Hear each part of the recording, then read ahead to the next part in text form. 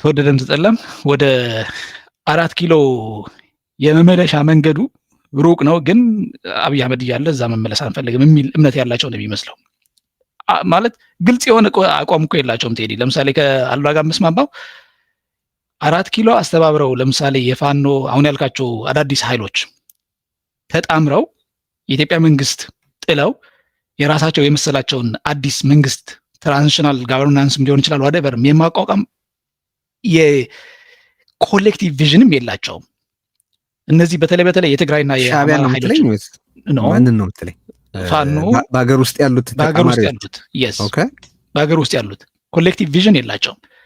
ለማስመሰል ለምሳሌ ሱዳን ተገናኝተዋል ምናምን ነገር ይባሉ እንጂ የትግራይ ኃይሎች እና የአማራ ኃይሎች ኢንክሉዲንግ ፋኖ በግልጽ አሁን በቅርቡ የለቀቁት የፖለቲካል ማኒፌስቶቸውን በምናይበት ጊዜ በእርግጠኝነት ተወደደም ተጠላም አሁንም ኤግዚስተንሻል የዛው እንቅስቃሴ የአማራ ክልል ውስጥ ያለው እንቅስቃሴ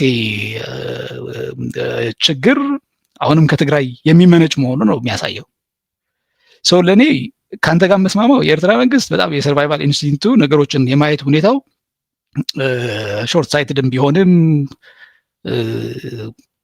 የዘር ማጥፋት ወንጀሎች ቢፈጽምም ፍሌክሲብል የሚሆንባቸው ምክንያቱ የኤርትራ መንግስት ተወደደም ተጠላም አሁን ባይ ዘ ወይ እድሜም የኢሳያስ አፈወርቂ እድሜም የቆይታ ዘመኑን ብቻ ሳይሆን የኤርትራ እንደ መንግስት የኤርትራ ሀገር እንደ መንግስት የመቀጠል ህልውና ራሱ ከጊዜ ወደ ጊዜ ኦፍኮርስ ጥያቄ ውስጥ እየገባ ሊሄድ ይችላል። ምክንያቱ የራሳቸው የሆነ በቂ ኢንስቲትዩሽንስ የሏቸውም እንደሚታወቀው ማለት ነው። ወደዛ ሳንገባ ለጊዜው ልተወው ብዬ ካልሆነ በስተቀር ሰው ለእኔ ስቲል የአብይ አህመድ መንግስት ተወደደም ተጠላም እያደረጋቸው ባለው ለምሳሌ የፎሬን አፋይርስ እንቅስቃሴዎችን በምታየው የጦርነት ዝግጅቱን በምናይበት የሞቢላይዜሽኑም ኢቨን የናሬቲቭ ቢልዲንጉ ከአሁን በፊት አንስተነው ነበር ራይት የባህር በር የማግኘት ፍላጎት ኢትዮጵያ ውስጥ ኦፍኮርስ በተወሰነ መልኩ የነበረ ቢሆንም በአንዳንድ ኃይሎች የተወሰኑ ኃይሎች ማለት ነው እንዳሁኑ ጊዜ ግን ወደ ፐብሊክ ሜይንስትሪም መጥቶ አያውቅም። ኤንድ የኤርትራን ጉዳይ መረሳት የሌለበት ኤርትራ ከኢትዮጵያ ነፃነቷን ብታገኝም ተወደደም ተጠላም ፖለቲካሊ ኢኮኖሚካሊ ግን የኢትዮጵያ የቦዲ ፖለቲክ አካል ነች ፓርቲ ነች ብሎ የተከራከረው ብልጽግና አይደለም። መጀመሪያ ባይዘው አይ ቲንክ ጃዋር መሐመድ መሰለኝ በደንብ ያንን ሐሳብ አንስቶ የተከራከረው ማለት ነው። ሶ ይህንን እያነሳሁት ያለሁት ለምንድን ነው የሁለቱ ብቻ አድርገን ሳይሆን ማየት ያለብን የሶስቱ ኢትዮጵያ ውስጥ ያሉ ኃይሎች አንደኛ አሁናዊ ፍላጎት ምንድን ነው፣ ሁለተኛ በትክክል አቅም ሳላቸው ወይ። ለምሳሌ አሁን ትግራይ ውስጥ ኦፍኮርስ ማንፓወር አለ፣ ሚሊተሪ ትሬንድ የሆነ ማንፓወር።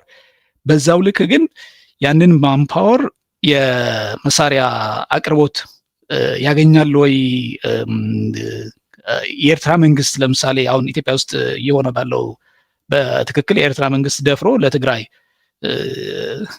እንደምንሰማው አንዳንድ ዜናዎች እኮ ከትግራይ እንደዚህ ተደረገ ነው እንጂ ከኤርትራ ወደ ትግራይ የገባ መድፍ እስካሁን አልሰማሁም። ባይዘው ወይ ገብቶ ከሆነ እታረማለሁ። በሱዳን በኩልም ወደ ትግራይ የገባ መድፍና ነገር ብዙም አታይም።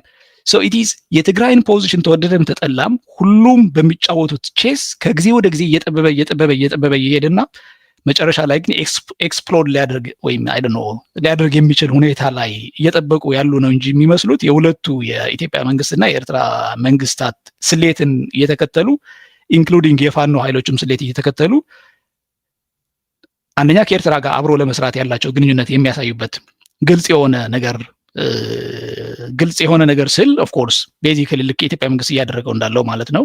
ኤክሰፕት ከጽምዶ የሚል ያንን ጽምዶም የኤርትራ መንግስት ሪኮግናይዝ ካለመደረጉ የተነሳ ማለት ነው። ከፋኖ ኃይሎችም ያን ያክል የጠበቀ ግንኙነት ኦፊሻል የሆኑ የሚታዩ ምክንያቱ የምዕራባዊ ትግራይና የራያ ወይም የደቡብ ትግራይ ነገሮችን የብልጽግና አማሮችም ሆነ የፋኖ አማሮች በተወሰነ መልኩ ተመሳሳይ አይነት አመለካከት ነው ያላቸው። ከትግራይ ይህንን ኮንፊውዥን ካለ ኦፍኮርስ በህወሓት በመልኩ በኩል ኮንፊውዥን ሊኖር ይችላል። እስካሁን በምናያቸው እንቅስቃሴዎች ግን ምንም አይነት ኮንፊውዥን ያለ አይመስለኝም፣ ከአማራም ሆነ ከብልጽግና አማሮች ማለት ነው። ኦኬ እዚሁ ላይ ቅድም አሉላ መጨረሻ ላይ ወደ ነሳት ነጥብ ጌታቸው ጥሩ ነው ያመጣ። አሁን ነገሩን ወደ ቀንብቦ አምጥቶት ወደ ትግራይ አይደለም። በመጀመሪያ ስናስቀምጥ የውይይታችንንም አጽቅ እንደዛ አድርገን ነው ቀጠናዊ አገራዊ ሁኔታችሁን ከተመለከትን በኋላ ይሄ በትግራይ ውስጥ የሚከሰተው ነገር ምን ያህል አስተላልፍ ለውጥ ሊያስከትል ይችላል የሚለውን ወደ ማየት ነው የሚወስደን። ስለዚህ ቅድም ያነሳት ነጥብ ነበረች። ለምንድን ነው ሻዕቢያ ከሌሎች ወታደራዊ ኃይሎች ጋር ማለት ከፋኖ ከትግራይ ካሉት ኃይሎችና ከኦኤልኤ ጋር የተገናኘው የሚል ጥያቄ አንስተሃል። አልገባኝም። ማለት በዛ በኩል ወይ ሸምግሉን ወይ እንወራለን የሚል ተደጋጋሚ ሬቶሪክ እየተነገረ ነው። ስለዚህ ማለት ተጠባቂ ሪአክሽን አይደለም ወይ? ይሄ ምንድነው የምታደርገው? በተቻለ መጠን ስትራቴጂክ ዴፕዝ የሌለው አገር ምንድነው የሚያደርገው? ሻዕቢያ ቅድም ፍሌክሲብል ነው ብለሃል ጌታቸው። እኔ ፍሌክሲብል እኮ የሚባለው የሆነ አጥንት ኖሮት፣ ሻዕቢያ በፕሪንሲፕል ረገድ ምንም አይነት አጥንት የለውም። ለምንም ማለት በምንም አይነት ሁኔታ ውስጥ ሰርቫይቭ ለማድረግ ያስችለኛል ብሎ የሚያስበውን ማንኛውንም ነገር ያደርጋል። እስካሁን ድረስ የሻዕቢያን የዲፕሎማሲ ታሪክ ብትመለከት እኮ ተጣልቶ ያልታረቀው ታርቆ ያልተጣላው ኃይል ማግኘት ያስቸግራል። እያንዳንዱን ኃይል ከግብጽ ጋር 3 4 5 ጊዜ ግንኙነቱ ተቋርጦ ተቀጥሏል። ከኳታር ጋር እንደዛው፣ ከኢራን ጋር እንደዛው፣ ከዩኤኢ ጋር፣ ከሳውዲ ጋር ከማናቸው ሻዕቢያ ግንኙነት ከፈጠረባቸው ኃይላት ጋር ታርቆ መልሶ ተገናኝቶ እንደገና ተጣልቶ እንደገና የተገናኛቸው ናቸው። ግን እስካሁን ስልጣን ላይ ቀጥሏል። ሻዕቢያ ቫልጋር ፕራግማቲስት ነው ልትለው ትችላል። አሁን ይህ ጥያቄ ምንድን ነው? አሉላ ብታነሳ ወደው ጠይቀኛለሁ። ኦልሬዲ በነገራችን ላይ እንደዛ አድርጎ እንደዛ አይነት ሬቶሪክ እንትን በሚልበት ብልጽግና ሻዕቢያ ምን እንዲያደርግ ነው የምጠብቀው ነው ያለው። አንድ ሁለተኛ አብሮ ኦኬ ያ ጽምዶ ልክ ነው መወገዝ መኮነን አለበት። ግን ኢኳሊ አብይ አህመድ ለትግራይ የሞት መንግስት ነው ብዬ ስለማመን እኔ ምንድነው የስምረትን በእኔ አተያይ ለብልጽግና ያለ ቶታል ግርድና ለትግራይ ምን ይዞ ይመጣል?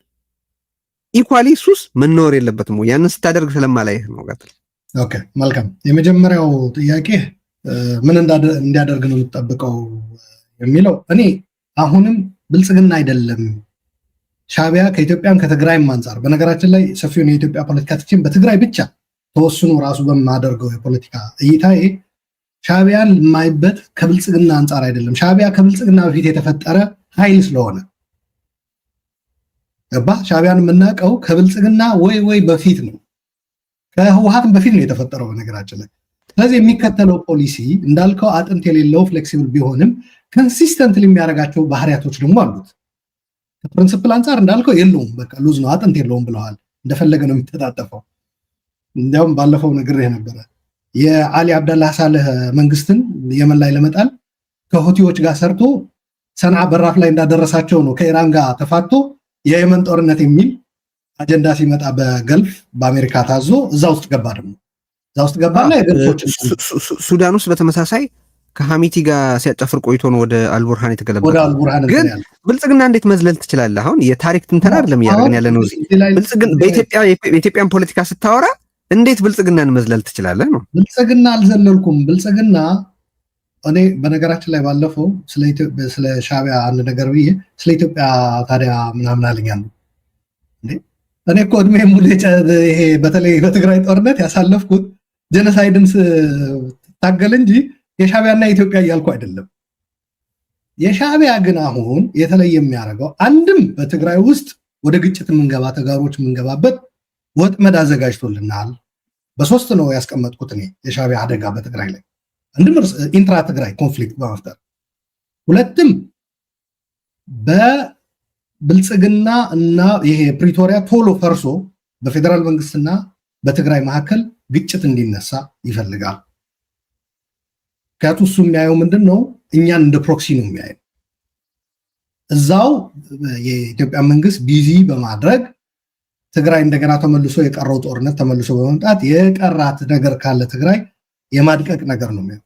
ሶስተኛው በቀጠናው ባለው አሰላለፍ ውስጥ የሻዕቢያ እንትን ነው እንደምታውቀው፣ ኢኮኖሚ ብቻ አይደለም ኤክስፕሎይት የሚያደርገው የእግሮችም የሰው እግሮችም እግረኛ ተዋጊ ወደ ሱዳን ልኳል። እኛም በተመሳሳይ በዛ ሰላለፍ ውስጥ ገብተን የውክልና ጦርነት ውስጥ በቀጠናው እንድንዋጋ ይፈልገናል። በእነዚህ ሶስቱ ሂደቶች ደግሞ ትግራይ ነው የምታልቀው። የትግራይ ወጣት ያልቃል፣ ትግራይ ትወድማለች ነው። ወደ ብልጽግና ሶስቱንም አፕላይ አድርግልኝ በብልጽግና ላይ። ወደ ብልጽግና እንምጣ። ቅድም ስለጠየቀኝ ጥሩ ነው አሁንም ማንሳት።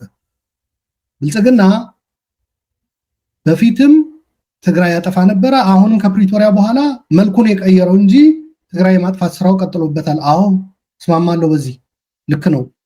እንዲያውም ለሻዕቢያ በእንትን መልኩ ይሄ ተደናቀፈብን ያላችሁት እኮ እናንተ በፈጣጣው በአደባባይ በቀን ብርሃን ልታረጉት ፈለጋችሁ። እኔ ግን ስልቱን ቀይሬ በሌላ መልኩ አድርጌዋለሁ። ይኸው ህወሓትም ተሰርዟል። ህወሓት እንዲጠፋ ነበር የምትፈልጉት። ትግራይም ያው ምንም እንደማትሆን አድርጌ አድቅቄያታለሁ። ከጦርነት ከጥይት ተኩስ በመለስ ባለው ሰው እንታረቅ ብሎ ቢያቀርብ ሻዕቢያ ፕሮባብሊ ሊቀበለው ይችላል ብዬ ነው የማምነው። እንዲያው በዛ ደረጃ ነው የማየው የብልጽግና አካሄድ። ለሻዕቢያ ማሳመኛ ራሱ ሊያቀርበው ይችላል። እናንተ ፋራዎች በቀጥታ ተዋግተን ካልጨረስ ነው ያላችሁት፣ እኔ ግን መልኩን ቀይሬ የመጨረሱን ስራ ሰርቼዋለሁ ብሎ ሊታረቁላ ይችላል። ይሄ ማለት ድፍረት ካገኘ ስምረት ብልጽግና ምናምን የሚለው ነገር በዛ ስር ያለ ብራንቺንግ ነው ለኔ። ይህ እንዳይሆን ትግራይ ምንድን ነው ማድረግ ያለበት ነው? አንድ የፕሪቶሪያ ስምምነት የጥይት ድምፅ ያስቀረውን የፕሪቶሪያ ስምምነት ከፌዴራል መንግስት ጋር የፈረሙት እነሱ ናቸው። በነገራችን ላይ እኔ አይደለሁም፣ ቴዲ አይደለም፣ ህወሓቶች ናቸው የፈረሙት። አንዳንድ ጊዜ ያስቀኛል። ሻዕቢያን ስንኮንን ምን ብልጽግና እንትን የሚሉ ምናምን ይላል እንዴ። እኔ እኮ ብልጽግና የፕሪቶሪያ ተፈራራሚ አይደለሁም። እኔ እኮ አይደለሁም ናይጄሪያ ይቅር ሶስተኛ አካል አያስፈልግም እርስ በራሳችን እንጨርሰው ያልኩኝ እኔ አይደለሁም። ምናልባት አንዳንድ ሰዎች ደብረጽዮን እየመሰልኳቸው እንዳይሆን ይጠራጠራለሁ። እና ደብረጽዮን እኔ ከፌዴራል መንግስት ብልጽግናን ስታገል ነው ጊዜን ያሳለፍኩት። ማለት በነገራችን ላይ ሻዕቢያ ለብቻውን መታገል አይደለም። ቴዲ ወደዛ ከማለፋችን ግን አንድ ኢንተርጀክት ማድረግ የፈለኩት ለምንድን ነው አሁን የፌዴራል መንግስቱ የአብይ አህመድ አገዛዝ የፕሪቶሪያ ውሉን ከመጀመሪያ ጀምሮ እንዳይፈጸም ብቻ ሳይሆን የጦርነቱ ማስቀጠያ መንገድ አድርጎ እንደ ስልት አድርጎ የተጠቀምበት መሆኑ አይጠራጠርም። ምንም ልዩነት ያለን አይመስለኝም በሁላችንም። ግን በጽሁፌም በተወሰነ መልኩ እንዳመላከትኩት ለትግራይ ሞር የጎዳት ብዬ የምለው ባለፉት 3 ዓመታት ለውጥም እንበለው ምንም እንበለው ብቻ የተሻለ ነገር እንዳይመጣ ካደረጉ አንድ በጣም ዋናው ትልቅ ነገር ይሄ የባይነሪ የሁለቱ አካላት አስተዋጽኦ በአግባቡ ያለመገንዘብ። ለምሳሌ የፌዴራል መንግስቱ የፕሪቶሪያ ውል እንዳይፈጸም አድርገዋል በሚባልበት ጊዜ ለህወሓት ምን የመሰለ ዋሻ ነው፣ በቃ የሚወደው ዋሻ ማለት ነው። ለምሳሌ በቅርቡ መስጠት ይመስላል አይደል? ህወሓት ምን ያርግ ምትል ይመስለዋል። ብልጽግናን ስትከስ ህወሓት ምን ያርግ እያልክ ያለ ይመስለዋል። ሻዕቢያን ስትከስ አንድ ብልጽግና ነው ብልጽግና እኮ ደህና ነው ያልክ ይመስለዋል። እንደዛ ብዙ ይሰማል። ጌታቸው እንትን አለኝ እንጂ ወደዛ ነበር የኔ። ኦኬ አንድ እዚህ ላይ መፍታወል ያለብን ቴዲ በተደጋጋሚ የምትገልጸው ነገር አለ። ብልጽግና ከጥይት መልስ ባሉ ከፕሪቶሪያ በኋላ የሚፈጽማቸው ነገሮች ተወካይ ሆኖ ትግራይ ውስጥ የሚፈጽምለት ማን ነው? አስቻይ የሆነ ሁኔታ የሚያመቻችለት ማን ነው? ቤቴን ሳላጸዳ ብልጽግና ላይ ሄጄ ወይም እሱ የፈለፈለው፣ በነገራችን ላይ የተፈለፈለው ስምረት ከህወሓት ነው። ምንድን ነው የምናወራው?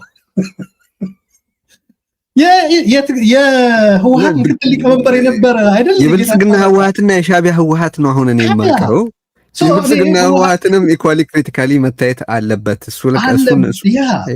እንደገና ደግሞ ሌላው እኔ ማንሳት የምፈልገው ከፕሪቶሪያ በኋላ ጌታቸው ያመጣው ነገር አለ። አሁን ከፕሪቶሪያ በኋላ አድራሻ ያለው ፌዴራል መንግስት አለ፣ ፕሪቶሪያን በአግባቡ እያልፈጸመ ያለ፣ እንደገና ደግሞ ትግራይን የማድቀቅ ሂደት በሌላ አግባብ እያስቀጠለ ያለ፣ ግን አድራሻ ያለው ትግራይ የባለፈው ጀነሳይድና ከቦ የማስራብና የመዝጋት ሲጅ ተቋረጠ ብሎ ያኮረፈ ወደዛ እንድትመለስ ደግሞ ይፈልጋል። አድራሻ የሌለው ሻዕቢያ ምርጫው ክሊር ነው። ሻዕቢያ ደግሞ ከብልጽግና በኋላ የተፈጠረ አድርገን አናስቀምጠው። አንዳንዱ ሻዕቢያ ትግራይን የመዝጋትና የመግደል የመጨፍጨፍ ከብልጽግና የተዋሰው አድርጎ የሚያቀርብበት ሁኔታ አለ። እኔ እናቴ ከሷ በኋላ ተወልጄ ልክ ምንድነው ከእናቷን ምጥ አስተማረች ነው ምናምን የሚባለው የዛ አይነት እያደረግነው ነው። ሻዕቢያ በዛሬ ህይወት ላይ ያለው ትርጉም ነው አሁን የሚያጠያይቀው። አሁን አንተ የምትለው ሻዕቢያ የኖረ ፖሊሲው ነው ከስሪቱ ምክንያቶች መካከል አንዱ ነው ልትል ትችላለህ። ያ ትክክል ነው። የትግራይ ጄኖሳይደል ናሬቲቭ እንዲስፋፋ ብዙ ኢንቨስት ያደረገ ነው። ኦኬ ግራንትድ። በተመሳሳይ ደግሞ ያንን የብልጽግና ማነው ያንን ክፍተት ብልጽግና የሚሞላው በምንድን ነው? የኢትዮጵያን ስቴት ፓወር ይዞ ኬፓቢሊቲ ይዞ ኦርኬስትሬት አድርገው ይሄንን ነገር የመራው ብልጽግና ነው። አሁን ያኛው በኤክስፒሪየንሱ የፈጠረውን ልዩነት ይሄኛው በስቴት ፓወር ኬፓቢሊቲ እና ሞቢላይዝ በማድረግ ደፍኖታል። እሱም መምጣት እንችላለን። ያ ሪሶርስ ማን ነው ለብልጽግና ሰጥቶት የመጣ? ብልጽግና ሲጀምር ኢህአዲግ ነው። ልክ ስምረት ህወሓት ነው እንዳልኩ ብልጽግና እኮ ኢህአዲግ ነው። እንዲያውም አንዳንዶች እስከ በኋላ ድረስ ኢህአዲግ ነምበር 2 ነበር የሚሉት 2.0 ነበር የሚሉት። በኋላ ላይ ብልጽግና ነኝ ብሎ መጣ እንጂ ምንም ኢህአዲግ ለውጥ ምናምን የሚባል የለም።